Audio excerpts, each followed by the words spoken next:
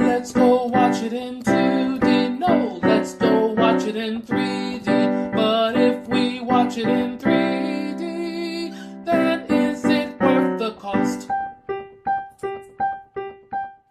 We're the bad guys, the villains of every story. If you want to stay out of jail, you need to go good. Hey, look, it's a cat stuck in a tree. What does your heart tell you to do? Eat it. No, I want you to Smack it. Skin it. Stab it. so obvious. I want you to save it. Oh, right. The Bad Guys, rated PG. Hello, hello, hello. This is Adolf, and I have with me Classic Jake. Howdy, folks. And today we're reviewing our first 3D movie of 2022, The Bad Guys. And I watched this movie, and I watched a free preview in 2D only.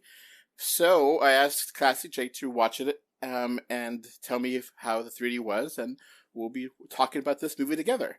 So, Jake, how was the 3D aspect of The Bad Guys? It was good. Like most animated movies, in CG animation, 3D was good. It'll scratch that 3D itch if you've been jonesing for a 3D movie. Now, when I saw it in 2D, I was like, oh man, this is beautiful. This animation, I love this art style. The environments are so rich. It's like, wow, they really put a lot of effort into this. I was really thinking that the 3D would be like, awesome because how awesome the animation is. Well, this movie's more, and the character designs and the animation drive it more than the 3D. The 3D had beautiful depth. It just didn't really have any pop-outs. Like, there were several scenes with the car I thought were missed opportunities. Where Mr. Wolf's car, if they had just angled the shot better, you would have had a great pop-out, but they didn't. But it has beautiful depth. Okay. So I would say it's good.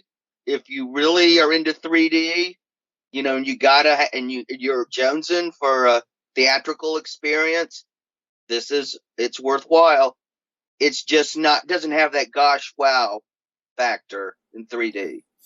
There wasn't any specific scene that you were like, oh, this one is why you see it in 3D, or no? Just overall nice 3D. Yeah, it's overall nice. Okay. Like, do like some money, bills fly in the air, pop out or something, or anything like that, or it's all kind of this things stick out a little bit, but not very far. It's mostly depth, and it really shows off some of the scenes, how they angle them. Like, do you get any like snouts popping out or fingers waving at the screen? And sometimes I wonder if part of that is because they had a really subtle mix of 2D animation in this. I don't know if you noticed the eyes. Mm-hmm. Yep. Were flat, which ironically made them far more expressive. Oh yeah, the animation here is gorgeous. Yeah, they had a lot more movement in the eyes than your typical CG movie, which allowed them to have less movement in the CG art because several scenes were driven by the eye movements. Okay. I guess for your final verdict for the 3D section of this review, you said it again, a good 3D, right? Yeah, it's good 3D.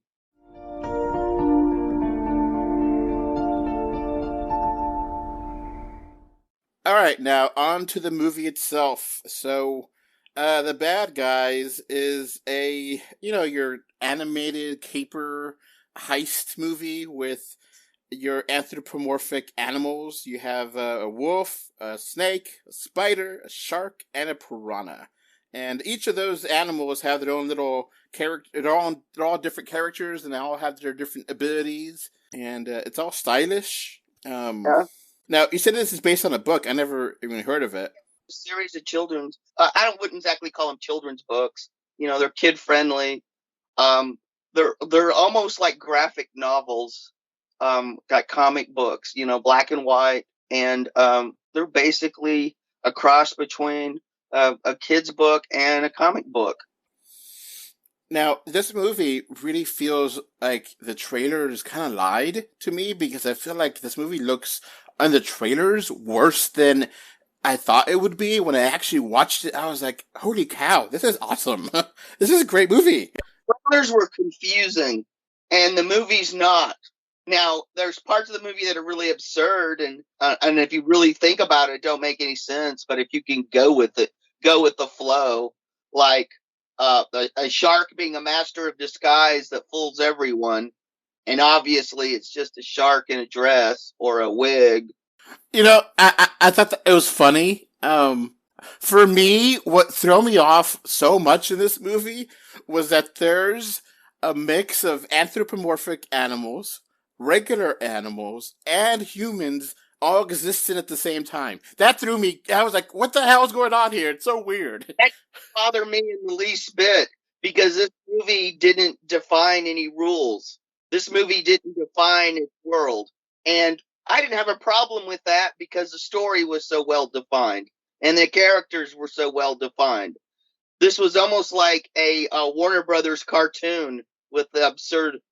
Only thing we didn't get is somebody hitting somebody in the head with a pan and seeing bluebirds flying around and stars. Well, it definitely got me because I was like, what the hell's going on here? It's so weird. But it's just one of those things where usually you don't mix up things too much. You either have humans or you have animals, and if you have anthropomorphic animals, you don't have humans. And this had all of them, and it's just like, this is a weird world. Spaced On does that too. So, and the series breaks the fourth wall all the time. It did it a little bit in this movie, but not nearly as much as the books do. And so this feels like it's a DreamWorks movie, but it feels way better. Like it feels like an Illumination movie, but it feels like just a high quality movie overall. Way better than I thought. It had the same vibe as the first Despicable Me movie, but minion free. The stupid minions out of here. Oh God, I hope this is good enough to turn into a franchise, and they've got material to do it. I just hope to God they don't turn the guinea pigs into Minion. Yeah. We won't get into that because that's a spoiler, but yeah. Spoilers. Yeah, if you want to hear more, listen to the spoiler cast. But we recommend you go see the movie first. Yeah, Get back.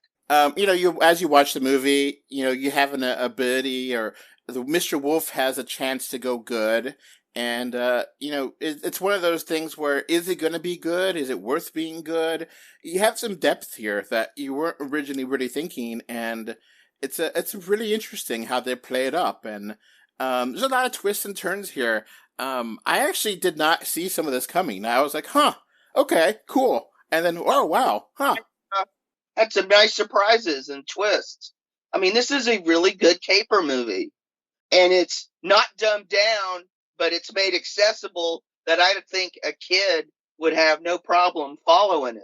It's kind of like the Fisher-Price, My First Little Ocean's 11. I mean, I think it's very much a cousin of the Fantastic Mr. Fox, which is another kind of animated caper movie. And that movie is awesome, too.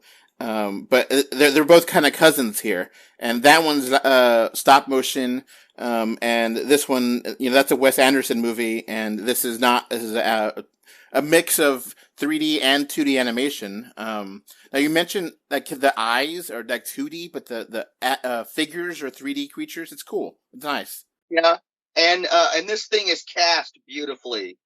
They went with a lot of people who traditionally don't do a whole lot of just voice work.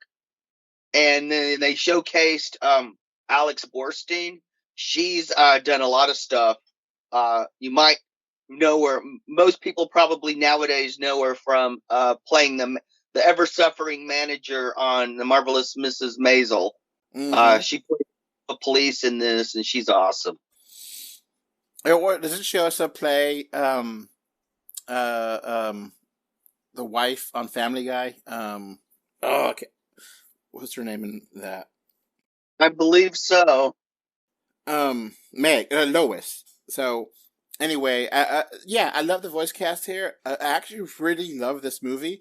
There's actually a really nice mid-credit scene that is actually really worth staying for. And there's no post-credit scene. I actually stayed all the way. I was like, oh, why not? And them just laughing. Yeah. But yeah, it's a beautifully animated, well done, fun movie the whole family can enjoy. Yeah, and it's not going to bore adults. An adult can watch. I mean, first of all, animation's for everybody, not just kids. But an adult this would not bore an adult. All right, so what's your final score for this movie? 8 out of 10. I'm going to go higher. I'm going to go give this a 9 out of 10. Wow. It surprised the hell out of me. I thought this was going to be like a 6 or 7 when I went to the theater. I was like, oh, whatever, it's free. And, I got to a free screening, and I was just like, damn, I love this movie, and I want to see this again. And this is so much fun. It's so pretty. It flows so well. I love the pacing here. The style is great. It's just fun. This is, when you go to a movie, animated movie, and you're like, is it worth going to theaters for? Yes, this one definitely is. And for me, it's one of my highlights of 2022 so far, which I'm very happy to say. So. Yeah. This is a very pleasant surprise, and I am looking forward to a sequel. Yeah, I'm like, yes, definitely. You could do sequels, franchise this, because they earned it. They earned it. And it feels like kind of a semi-sequel to Zootopia, but in some ways, it also feels a little better than Zootopia. Mm-hmm. So if you like Zootopia from Disney, you'll definitely like The Bad Guys from DreamWorks. So yeah, to me, this is everything a Despicable movie sequel should have been. The same kind of fun rush. It's just such a cool little movie. All right, I guess that's going to be it for us. Bye. Bye. Okay, as this podcast wraps up, I want to thank my patrons. Thank you, Kano3D, Mr. Bengal 5, Kevin Winter, and Alex Folk for your financial support on Patreon.com. So that's going to be it for this podcast. Thanks for listening. You can find 3D or 2D on Facebook, Twitter, YouTube, Pinterest, Instagram, and more. Just look for 3D or 2D. Thank you for either listening or watching this podcast. Goodbye. Bye. Bye. Bye, everyone.